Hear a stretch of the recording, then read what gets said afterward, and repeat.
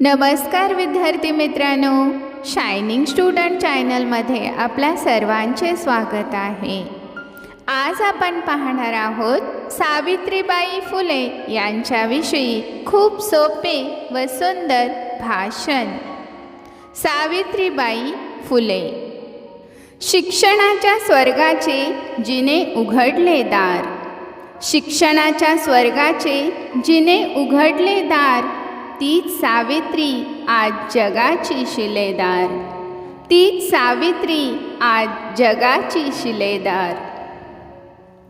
सन्माननीय व्यासपीठावरील मान्यवर, वंदनीय गुरुजन वर्ग आणि माझ्या मित्रमैत्रिणींनो, सर्वांना माझा नमस्कार।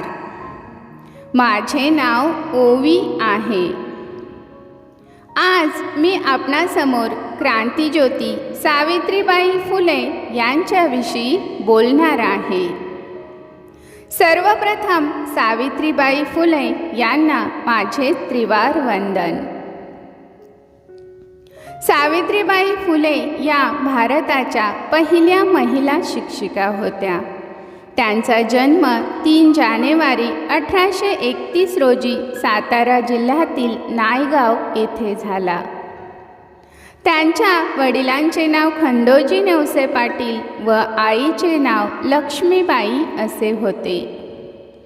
त्यांचा विवाह वयाच्या 9व्या वर्षी ज्योतिबा फुले यांच्याशी झाला। त्या काळी स्त्रियांनी शिक्षण घेणे महापाप मानले जाई, परंतु ज्योतिबांनी सावित्रीबाईंना लिहायला वाचायला शिकवले।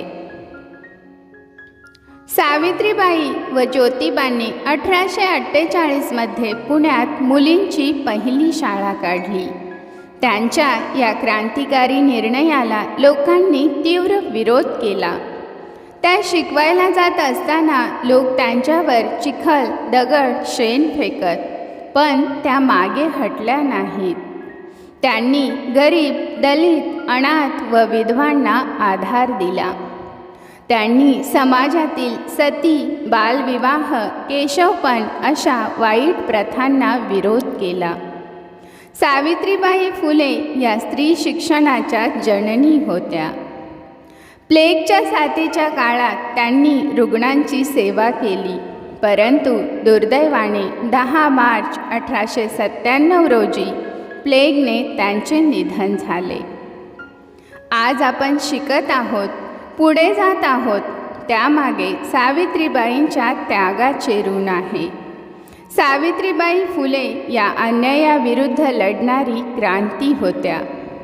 त्यांना माझे कोटी कोटी प्रणाम, कोटी कोटी प्रणाम।